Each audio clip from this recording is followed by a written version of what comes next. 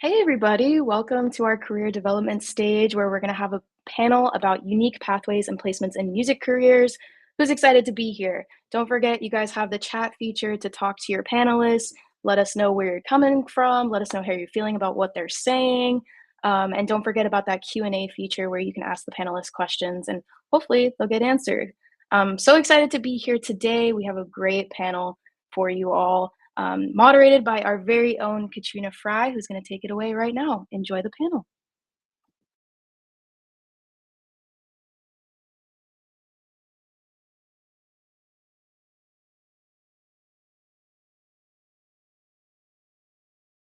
All right, wonderful. Yay, yay, yay.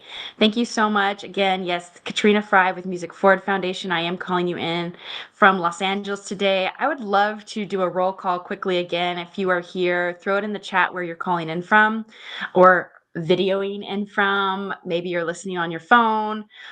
Maybe you are toggling some screens between work and school. We won't tell anybody, but thank you so much for tuning in. I'm so happy to have you all here. And I'm even more excited for you to meet the panelists. They are also calling in from all over. So I'm wondering, I can see in my order, it goes Ryan, Nancy, Dallas, and then Staci. So in that order, if you can quickly just introduce yourself and say which company, because I think this just says title, which I noticed. But if you could say what company you're here on behalf of, and then where you're calling in from, I think that would super help the conversation. Just as we geolocate and talk about careers, one thing that always comes up with students is, where do I have to live? Where do I need to move to? So let's talk about where we are in the world. Thanks. I'll turn it over to you, Ryan, first. Thanks so much. Really excited to be here. Yep, my name is Ryan. I am Nashville-based, formerly Chicago. I'm here on behalf of my company, Festival University. We are striving to bridge the gap between early stage career opportunities and educational platforms, whether that's collegiate programs, universities, or something else for career advancement. We could dig further into that as we get through this panel. But thanks for having me, and I'm excited for it. Hi, I'm Nancy Tarr, and I am the executive director of Dunn, which is a music industry internship program and other things. I'm also a senior co-op coordinator at Northeastern University. And the heart of Dunn lives in Atlanta, Georgia. We have a lot of our board members there and some of our employees. And I'm currently in Boston, and I just taught my first class of the semester. Hello, everyone. I'm Dallas Dixon. I'm Manager of Global Talent Acquisition here with BMG. I am based out of Nashville. My role is a huge role that I have. I partner with all of our BMG offices in North America. So not only do we have our Nashville office, but we have our LA and New York office as well. And then we are a global team. So we also have offices out in London, Berlin, just kind of all over. So every once in a while, I get to help fill a full-time position across the pond, which is really fun. But I primarily focus on all of our recruiting for our full-time roles, but I also have a big hand in our internship program, which we get to partner with Music Forward, and it's been such a fun time working alongside them the past year and a half since I've been with BMG. And so, yeah, I'm the main point of contact with our internship program, and we have our interns in LA, New York, and Nashville. I am Staci Freeman. I'm with WME, or William Morris Endeavor. I am our global business and recruiting operations lead for all of WME. However, I used to be the HR lead for WME Music. And when you think of WME Music, we are located in a lot of our across the US, but globally, if we look at it, Beverly Hills, New York, Nashville, as well as now we're out in Miami, building out that team, London and Sydney. The majority of my role is going to be focused on pipelining our early careers talent, but then also from the perspective of coordinators, agents across the board. So very excited to be here, and thanks for having me. Wonderful. Thank you so much, everybody. And I'm seeing in the chat that we have some of the cities represented that we were just talking about. But I do want to bring up this idea because of the title of this session, Unique Pathways. I kind of giggled out loud when I saw the title because I was like, what what pathway is not unique? So I thought that we would start by just quickly saying, I don't know if you all caught from their titles, which are large and didn't exist probably 5 to 10 years ago, is that in our industry right now, there's a lot of humans ensuring you young professionals are getting jobs in the industry. All people here are here. This is their number one mission. And so they're seeing hundreds of thousands of resumes. I don't even want to know what your eyes like if when you know, they say like in the studio when your ears start to bleed because you've heard too much music. I can't even imagine how your eyes burn from seeing too many resumes or too many typos in resumes. I don't know.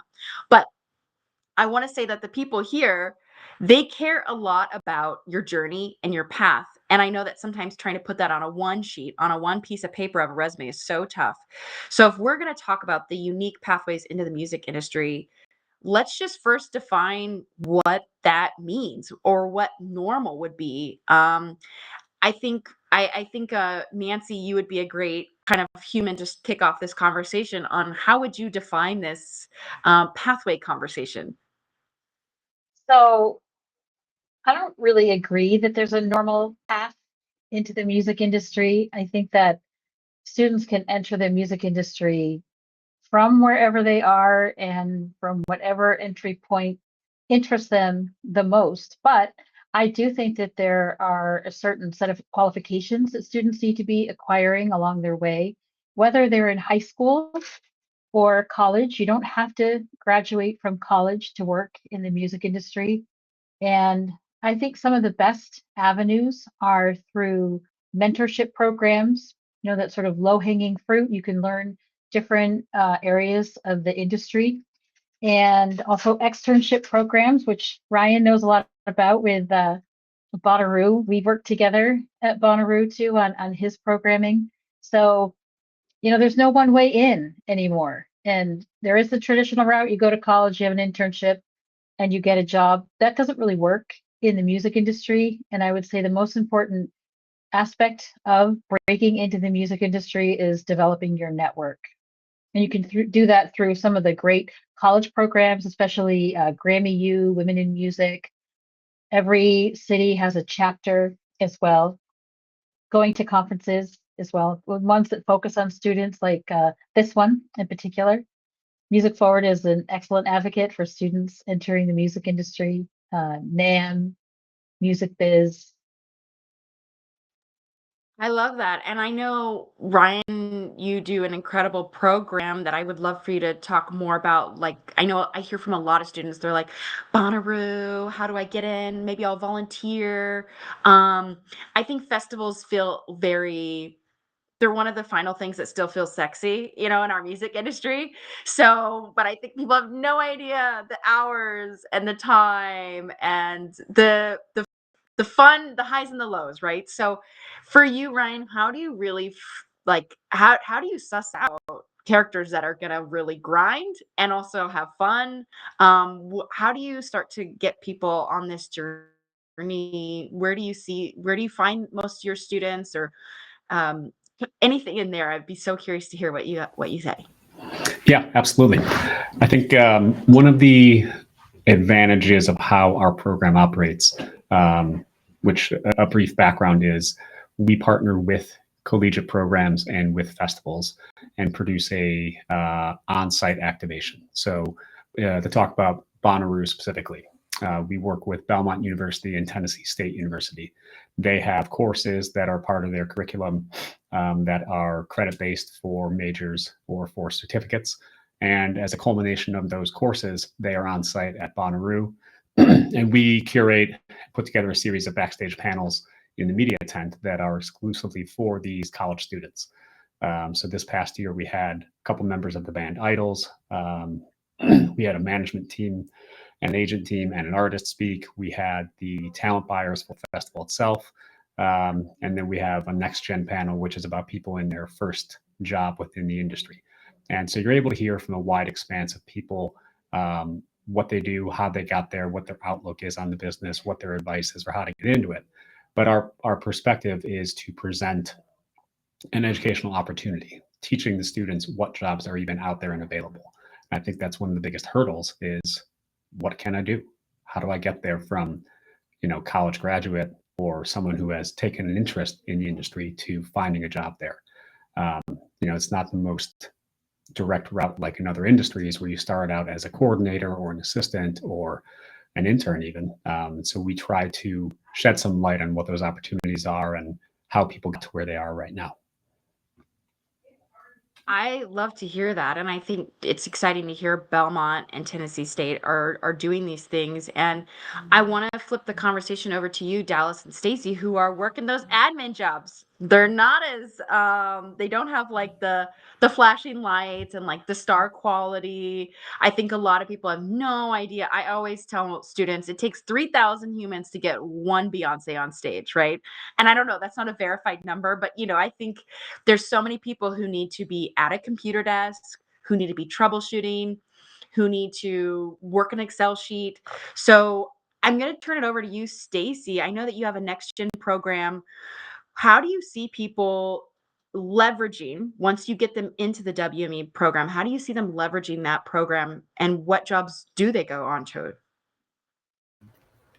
Great question. So when I think of the folks who may work with us coming in through our Music Central program, which is a hands-on 8-week training program where they're learning the ins and outs of how to be the best music assistant, right? How to best support their agent in the industry. They're learning everything from putting the offers into the system, or how am I doing ticket counts, things like that, and understanding like what's the size of this venue or that venue, or knowing the key players. Some may go on to be agent trainees, some may go on to be agents, but then also some may go and work with our partners that we work with. So maybe they're going to go work for a Live Nation, or they're going to go work for an artist management, and they are given that opportunity because we have such an amazing training program to build from the ground up. But I don't see them leaving immediately. I see them staying and trying to figure out, well, what do I really want to do? Because this is a lifestyle job. Like, this isn't just a, hey, I'm coming in, I'm working 9 to 5 every day. It's not. Even when you're on the backside and you're doing more of the data, it's still a lifestyle job. But also they're given the opportunities to go and cover shows. So they may realize, I want to be at the actual show and I want to be behind the scenes there versus behind the scenes at the desk at the agency. So I hope I answered that question, but there's a multitude of things that I've seen folks go on to do. And it's based on also what was mentioned earlier by Nancy, where it's these relationships. And so when we're doing this networking and such, so they've networked and they built their brand internally to then leverage that to then move on to that next opportunity. Yes, this is exactly what I was hoping you were going to pitch me up to say, because I want to train it right over to you, Dallas. BMG does this incredibly bizarre, wonderful thing where they let interns, especially the ones that we bring in, intern so many times. To 3 times you can intern at BMG, and guess what? Most people do. And what I notice is they don't just intern at the same department with the same supervisor. They're moving through the company, and the humans that we get to talk to after, like now they're 21, 22, and they're coming back to me. They chalk a lot of their knowledge of the industry because of what you're saying there, Staci. Like, they have to stay in it for a little bit. And I think if students are on the call right now, I just want to bring up this idea that this takes time. Like, we're not looking for you to have your end goal, your job title. We're looking for you just to enter and to stick with it. So Dallas, could you tell us more about why does BMG let people intern so long? I'm just so jealous. And more of what you've seen kind of foster from being able to stay. Yeah, no, we allow that just because we really enjoy that the interns that you guys do vet and send over to us. They're always very professional going through. I tell all of you guys, if you have the opportunity to go through Music Forward, please go through Music Forward. They have a bunch of training sessions. It's great. They'll get you up to speed. They'll connect you with a bunch of different opportunities with them in the music industry, but more so for BMG. We really want it to be an open experience. We want the exposure. There are the fun sides of it where a lot of people seem to be more on the creative side, and it's great. But I think also to understand that BMG is such a big company, we have so many things. We have the label side, we have the publishing, we have so many things going on, that to really understand the music complexity in a whole is to really take yourself into an unfamiliar and out of that complacency of maybe what you are familiar with and taking a chance to learn from a different department that maybe, yeah, royalties might not sound fun. You might not be loving crunching numbers and finding all those things. But at the end of the day, you get to experience something new. You get to understand the why behind the reason. It connects you with such a bigger piece within the company as well, because we pride on everybody celebrates everybody's success here, which I really enjoy because everybody does get to understand the different departments that we do have and bring our interns back. We do have a two-term back-to-back. We have to sit out one semester, but then that third final one. And it's great to see the interns that do want to come back. They want to experience a different department. We're changing our departments all the time and allowing new departments to be highlighted for our internship to give that exposure for different interests. And I think the best advice that I could give to you is don't be so set on one thing, is to really take the time to expose yourself to different components within any internship, any interest that you do have, because it does pay off at the end of the day. You get that exposure, you get that knowledge put into it. It's just great. And then of course you get the experience on top of that, and it leads to so many more connection pieces as well. I know people tell you to network all the time. That's so huge within the music industry that I think it's another way that opens up those doors that maybe you wouldn't be comfortable doing outside of your comfort zone already. Exactly. And I think the word network sometimes has become almost like yoga. You know, like we just like transpose it to a lot of things and we're like, what does this mean? What is this actually? So I think I do want to take a minute here because all of you have brought it up, this idea about networking, and kind of transition to something else here, which is when you are in a unique pathway, you never know how you got there. I will say for a lot of us, you look back on my resume and I'm like, what the hell is this? I don't even, it's just like a myriad of following your nose, like following your scent. I think Nancy, you mentioned something like, and I think Ryan, you said too, like, what do you like? And I think for a lot of students, because we all are speaking around education, I just want to name that too, is that in education, especially in your undergraduate program, you're told what to like, right? It's still being very curated for you. So I think that there's a lot of unlearning post-education, or those who are not choosing education, where you start to figure out, wait, what do I like? What am I good at? So I think that I want to talk about this idea of, what are we really talking about when we're networking, when we actually don't know what we like? What are the entry points when you're just like, when you are a blank slate, you are a sponge? Nancy, I see you smiling, so I will just turn it over to you if you want to give it a Thank go. you. Yeah. It's so funny because, at Northeastern, we have a co-op program, and at Well Done, we have an internship program. And I just had this conversation with my students today. I said, this will be the first class that I'm not telling you what to do. It's not like I teach you and then you take a test and you give it back to me. So today I gave them a skill assessment worksheet, and I can share it here in the chat if I can put up. Oh, yeah, I can see I can add a document. And so I think that you have to know who you are. And one way to get to know yourself is by taking some of these personality tests or doing a skill assessment.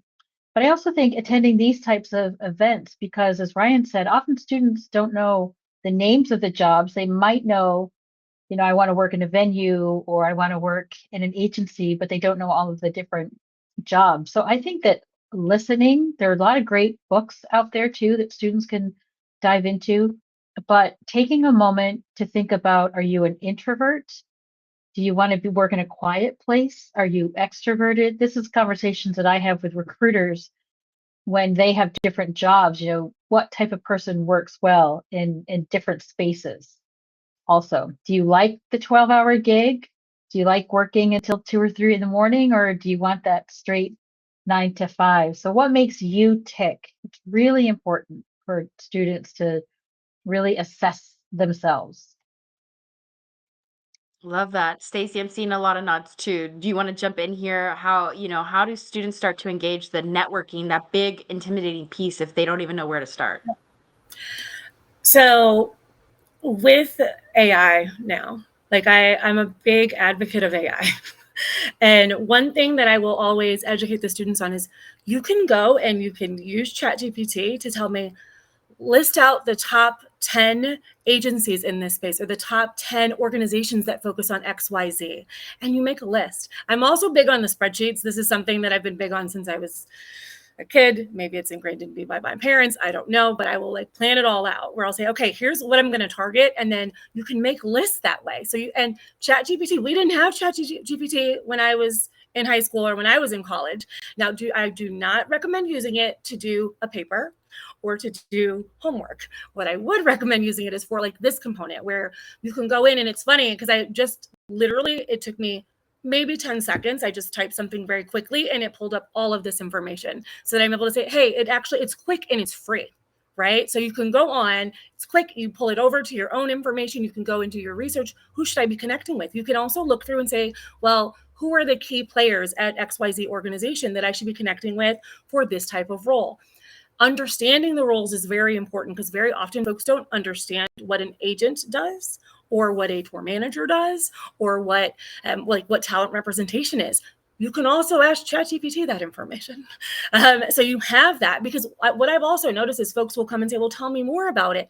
I look for resourcefulness. How are we being resourceful? It's at your fingertips. And there's so many things that you can use with it. But then also going on, and I'm noticing a lot of LinkedIn notes coming to me right now because it's popping up on my phone, so I just had to turn it over. But that's also a great way to connect with folks, is following on LinkedIn. And it's not necessarily following the human. It can be the human as well as the organization, because very often we will be posting out information from our website, from our organization's website. We do a career conversation monthly installment through WME and Endeavor. And so there could be things that we're talking about from an agent talk, or it could be talking about, I want to say the last one was focused on individuals who are part of the Olympics, things like that. So there are different things that will be highlighted on our career website or our company website, not necessarily just the careers website. So there's so many things out there from a technology perspective.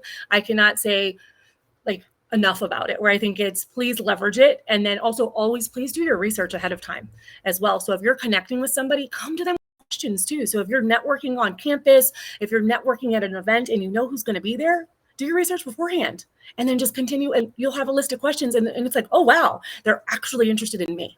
So that'll be it's not 2 cents. That's a lot of information, but yeah, no, it's really good. It's really good. Leveraging the tech. Yeah. And especially I think we get passionate because we can't have these opportunities. So we're like, come on.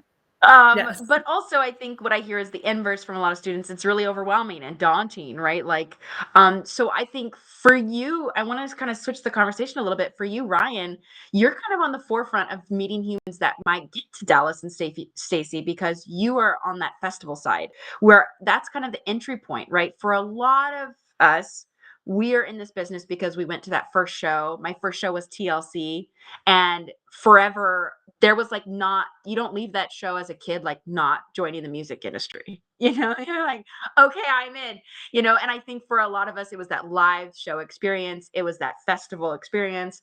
It was that rush, the high, feeling close to something that you just can't get in an office too, right? So Ryan, how do you see people transition from live entertainment to the desk job, or does that happen at all? I think I just want to talk about how, like, to Nancy's point, know what you like, but maybe what you like right now is not what you're going to like later. So, are there tools or conversations you're having in that space? Yeah, I think that's a pretty common question and issue that a lot of young professionals have. You get into this industry, you try something, and you might not like it, or you love it more than you ever thought. I think that's one of the key takeaways, is that you don't have to have your heart set on your final job. You need to find your first job, figure out how that can better inform what your career can look like. And talking about from the festival space, some people come in and they say, I love live music. I want to be a part of this. How do I become a producer of a music festival? And it's like, well, that can be a really exciting job, but you're going to be spending a lot of time with spreadsheets and budgets and operations and production, and you actually might not see any of the festival. So if that's what you want to be doing, maybe let's look at, you should be an audio engineer, or maybe you should be a tour manager. So there's there is a lot of informing of what your future is based on trying something out, getting that first job in the business, and hoping that that gives you some guidance in what you may or may not like, to what Nancy was saying. Are you an introvert? Are you an extrovert? There's a lot of self-discovery in those first couple of years of your career, and that's just something that we have to do a better job of guiding young professionals along that path. I think that one of the questions that was raised here was, how do you build that experience when you are having trouble finding that internship? I think that's where, to kind of circle back to what Staci was saying, resourcefulness. Sometimes you have to create the opportunity yourself, and that helps you figure out where you want to be going. If you're in a market that has live music, go to the venue and see if you can intern as a street teamer, or can shadow somebody on the production side. These are jobs that are not the sexiest things out there, and they're also not publicly listed all the time. So take it upon yourself to put yourself out there. More often than not, if you take the chance of introducing yourself and asking for the opportunity, something will come up. But if you're just waiting for those to be posted publicly, I don't think you're going to find what you're looking for at that stage. Publicly listed jobs are usually jobs that are later in your career. And I don't mean executive style. I mean things that are 5, 7, 10 years into a career path. So early stage, more often than not in this business, comes from interpersonal relationships, networking, putting yourself out there. And it does take, it takes initiative. It takes some guts to go ahead and do that. But I think that, to get back to your question here, that helps you figure out what you really do want to be doing. If you're willing to go out and post flyers or help an artist create a digital marketing strategy just as an experience for you, and that's your first job, and that's amazing. You'll figure out if that's what you like or don't like, and you'll make some introductions and work on building your network at that stage. I love that. And I do want to mention that question. How do I build my own opportunities? I want to underline that, because I think by the time someone gets to like a Dallas, where you're saying, go work with Music Forward, what we're noticing is that you're getting a soft no, right? Dallas is like, love your energy. It's not on paper, right? That's a great reflective moment to come back to us at Music Forward. And I'm going to just give you the cheat codes of what we're telling you now, is that, look to, and if you don't know Mindy Kaling's story or Issa Rae's story, if you don't know like a Childish Gambino story, even Kendrick, there were not roadmaps on their brand, and there were not roadmaps on selecting them as the winning human in a conversation, but they bet on themselves. They made a narrative for themselves, so much so that actually they cast themselves, they directed to themselves, and now you can't even watch something around their brand without them in it, right? It's not a Mindy Kaling feature if she's not in it. So you're looking for them so much so because they've created the space for themselves. That's a 1% story. Yes. But let's use it as a foundational tool to circle back to ourselves. Right now, we are in the most oversaturated, dense work industry economy. It is hard on the recruiters. It's hard on the job market seekers. It's hard on everyone. No one wanted 1,000 resumes for this one job. Nobody wanted that, like on either side. Okay. Because I've met a lot of recruiters, and I have to dispel this for you. They love you. They actually win, and they care about you. But they can't like give you every second of every day. Okay. So let's go back to you as the emerging young professional. To Ryan's point, these jobs are not on the internet that are for you. So where are they? They're waiting for you to be created.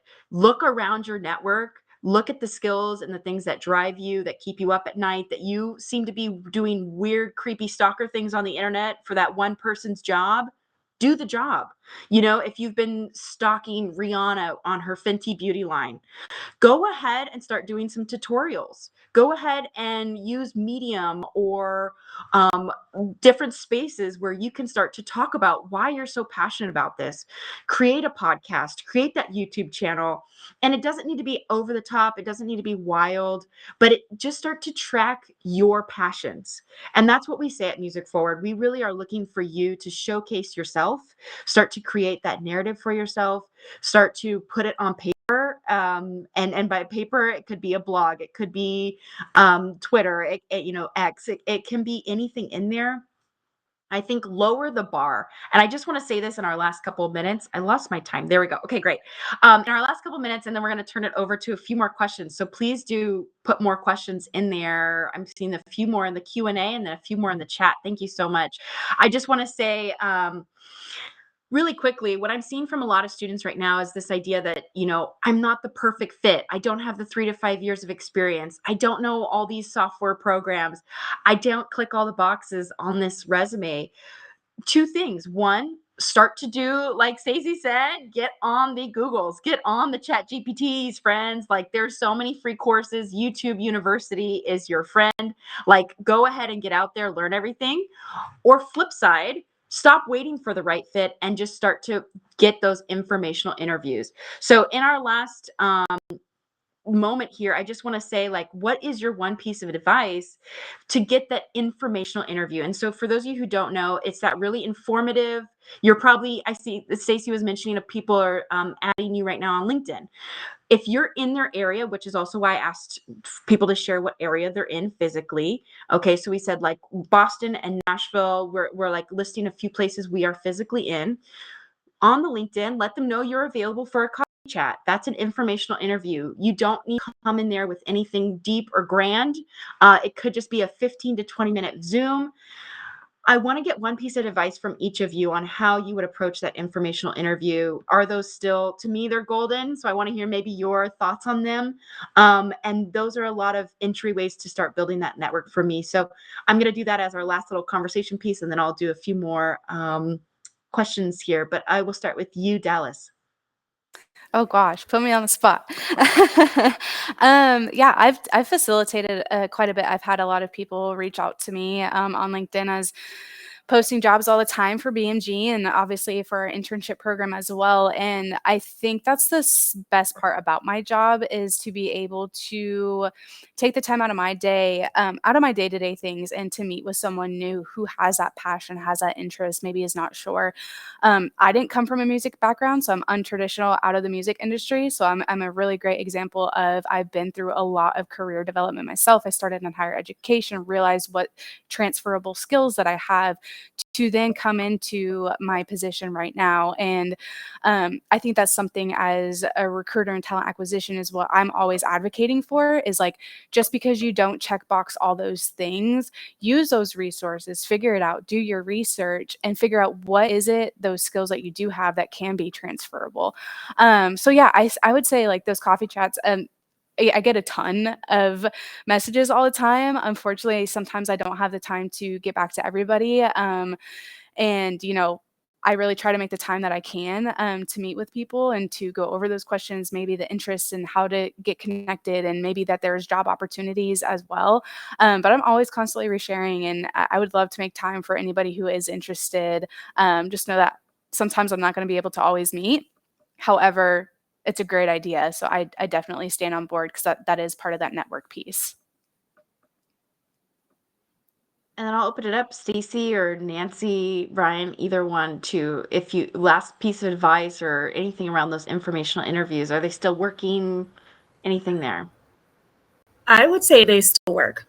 I can use an example from most recently where there was a student. She's going into her junior year right now. She was interning in LA, and she reached out to me for like just to have a coffee chat conversation. She's also the president or co-president of the music business organization at her school, and gave me like just a short email on LinkedIn. I responded, and it was such a great conversation. The biggest thing I would say is like, don't be afraid of the word no, because if you don't ask, the answer is already no, right? So that's something that I want everyone to realize. If you don't ask, the answer is no. But what could also happen, let's say I didn't have the time that day, but I made time, and it is going to then become so much more because we get to do more with her school, which I think is amazing, right? So like, you don't know what will come from that, but it was such a great conversation. It was such a great connection. More will come from it, but we also do different sessions where I mentioned the agent talks, but we'll do information sessions. And one of the recruiters on my team has probably done 80 information sessions in the last year, I want to say. And so he's done a lot of them. And then also from like when we're on campuses, we're doing these information sessions, and we will do them virtually as well. So going back to following or everything on the internet. And so if you're watching on, like if you follow us on LinkedIn, you'll be able to see when we're talking about when we're doing these types of conversations. So you may not necessarily get that one-on-one connection, but you'll then be in a room with folks so you can connect with them that way. So it's a different way or a virtual way to coffee chat, because we're only, our offices are in certain locations. We're not everywhere, right? So maybe somebody is in Vermont, but they want to work in LA.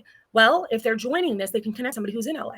But I would, to close that out, I would say, do not be afraid of the word no, because we all had to go through a no at one point to get that first yes.